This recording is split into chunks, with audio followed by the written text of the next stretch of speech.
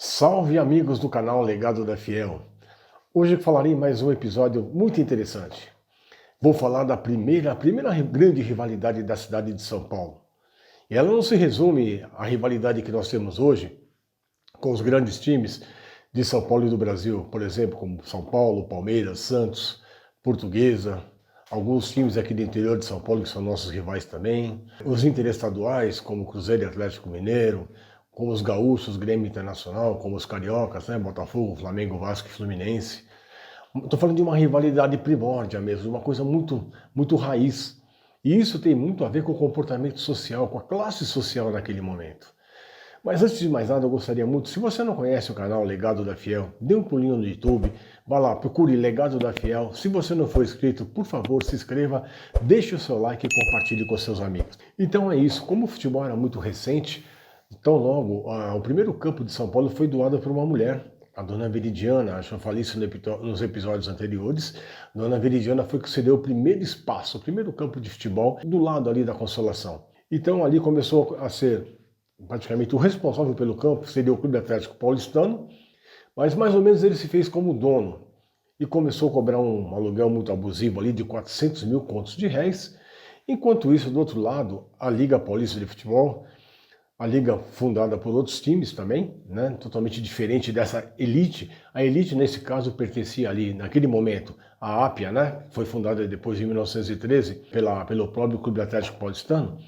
Lá tinha os times como Paulistano, Ipiranga, tinha times como Mackenzie, como Germânia, como vários times ali realmente da primeira esfera. São Paulo Atlético Clube também estava ali. São Paulo Atlético Clube, por sinal, é o primeiro tricampeão paulista, em 1902, 1903, 1904, que era um time de ingleses, que eram muitos funcionários da São Paulo Railway, que trouxe para cá a estrada de ferro, que ia até o Bom Retiro. Então, muitos desses ingleses jogavam nesse time. A Inglaterra já tinha um certo histórico, um certo tempo já jogando futebol, já conheciam muito bem a técnica, né? E as regras também do futebol. É o time que jogou o Charles Miller. Charles Miller jogou nesse time também, foi campeão paulista jogando pelo São Paulo Atlético Clube, já que a sua origem britânica, né? O pai dele era escocês, mas ele tinha origem britânica também, no caso. Quando chegou o campeonato de 1913, que o Corinthians foi disputar o seu primeiro título, o que o paulistano fez? O paulistano ele sabia que tinha perdido o campo dele, né? Aí ele começou a jogar no campo do Jardim América, um campo também que era de propriedade dele e hoje é a sede do Clube Atlético Paulistano, o paulistano do basquete, de Jogos Olímpicos. Então ele se viu acuado, ele perdeu o campo e eles estavam aceitando um time de camada popular para disputar o Campeonato Paulista, já que o Corinthians participava naquele momento de uma espécie de um playoff para poder ter direito a disputar o Campeonato Paulista. E isso acontece. Ele se revolta, ele acha que ele realmente não deveria acontecer, que nenhum time popular deveria participar do campeonato dele. Então ele funda a Ápia em 1913. Essa Ápia vai de 1913 até 1937, que é quando começa, né, praticamente, quando termina ali essa associação, porque o campeonato profissional já tinha entrado em 1936 e o paulistano se recusava veementemente a se tornar um time profissional. Não quis, tanto é que abandonou depois.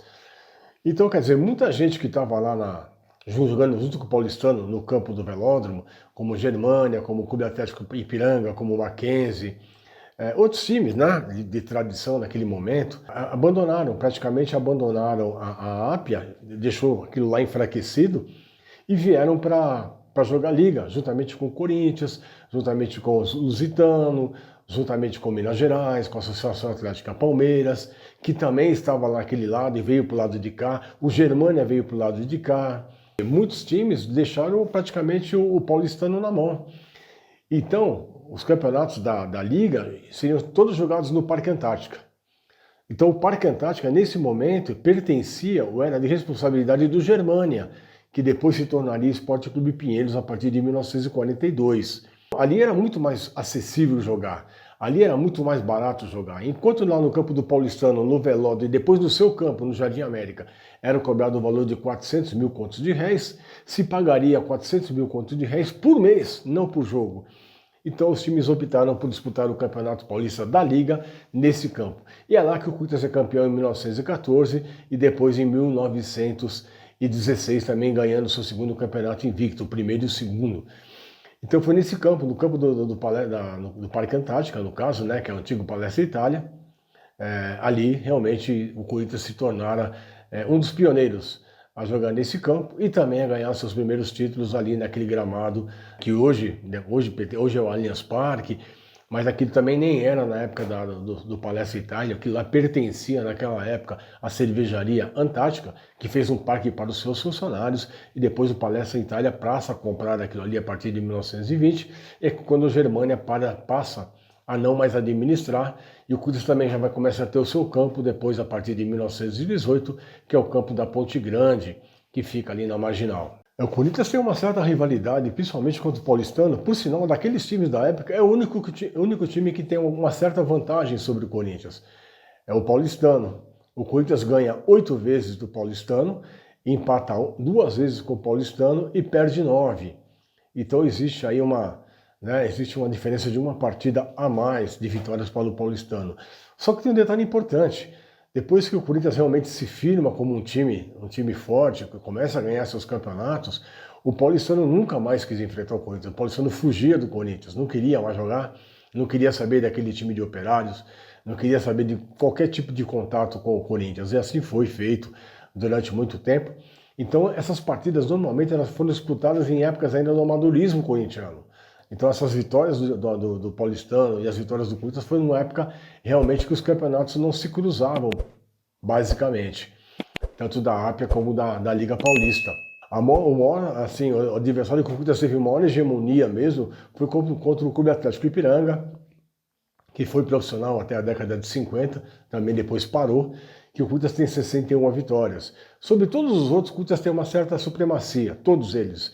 O Americano, o Internacional, o próprio Campos Elíseos, o Minas Gerais, todos esses times que disputaram o Campeonato Paulista pelo Corinthians ficaram para trás em termos assim de retrospecto. Realmente a única diferença que nós temos aí está relacionada ao Clube Atlético Paulistano, mas como eu disse, o Paulistano sempre se recusou a jogar contra o Corinthians. Então olha bem, gente, a nossa maior rivalidade naquele momento não era nem pelo futebol, e sim pela posição social, assim pela sua classe social, né? Por ser um time de operários que não era muito bem visto naquele momento pelos praticantes do futebol, né? Do famoso scratch, né? Eles sempre traziam as palavras inglesas, né? Para dar um certo realce ao futebol naquele momento. Então era praticamente inconcebível que um time de camada popular participasse. Mas o Corinthians lutou, ele popularizou de fato o futebol, os times realmente vieram para o lado dele, depois surgiram aí o Santos, surgiram o Palestra Itália, veio a Portuguesa, veio o São Paulo, e aí a coisa foi tomando um outro corpo, se criou-se outra rivalidade, um outro tipo de competição, muito diferente, até com o futebol que já tem mais de 100 anos, mas aquele momento era muito novo. Então, aqueles que tinham o poder do futebol, aqueles que tinham realmente a supremacia ali, não queriam nenhum tipo de massificação do futebol. Não, não era essa a ideia. A ideia era manter aquele ciclo restrito ali, aquele grupo de pessoas que realmente não poderiam expandir as fronteiras do futebol. Então a luta foi muito grande, a luta foi muito assim, incessante por parte do Corinthians para poder ficar naquele meio, sobreviver. E ele prevalece, ele continua, não precisa nem falar o restante da história, o que ele consegue nos seus feitos dentro do cenário nacional e também principalmente no cenário aqui paulista, onde realmente ele é o maior detentor de títulos até hoje, com 30 títulos paulistas, mesmo tendo ficado praticamente muito tempo sem ganhar esses campeonatos, por exemplo, de 54 a 77, de 41 a 51, períodos realmente que os outros times, os nossos rivais atuais, realmente se destacaram. Mas vale lembrar que lá atrás, né? Lá atrás realmente a rivalidade foi muito grande. Foi muito grande, não tanto pela bola, gente, porque pela bola, com certeza o Corinthians ele soube representar muito bem e soube prevalecer sobre os demais adversários. Tanto é que os seus 2 primeiros títulos são invictos em 14 e 16. O Campeonato Paulista era disputado desde 1902 e nunca um time conseguia o feito de ganhar 10 jogos seguidos, que é a quantidade de jogos que o Corinthians fez para ser campeão do seu primeiro título. Então aquilo já era um fato inédito, aquilo chamava atenção e de certa forma chocava. Chocava aqueles realmente que tinham hegemonia, que se sentiam donos do futebol por ter um campo, por ter mais tempo, por já ter uma sociedade formada, por ter o seu grupo de sócios. E interessante que todos esses times, primeiro eles viraram um clube para depois virar time de futebol. E o Corinthians foi o contrário. O Corinthians virou um time de futebol para depois virar um clube. Porque a ideia inicial foi feita pelos próprios operários, pelos próprios simpatizantes, pelos próprios comerciantes do Bom Retiro, que lutaram para criar um time de futebol, que pudesse representar o bairro, que pudesse representar depois a cidade e, quem sabe, o estado futuramente. Então, o pensamento e a ousadia do Corinthians foi uma coisa muito grande. Então, essa rejeição, ela vem por isso mesmo. Eles não admitiam a possibilidade de um time, cara, de um time que não fosse uma certa elite, de um certo degrau da sociedade, se alçasse ao máximo de ser um dos principais protagonistas do futebol paulista naquele momento. E o Corinthians teve que lutar, como sempre, como luta até hoje, né? Ainda existe uma certa discriminação com o Corinthians, eu entendo isso. Isso é até interessante, gozado para o futebol, uma coisa meio que folclórica, mas existe. E o corintiano leva isso muito numa boa. Ele até se sente privilegiado por ser tão combatido assim, numa coisa que talvez das coisas mais importantes é a menos importante que existe, que é o futebol.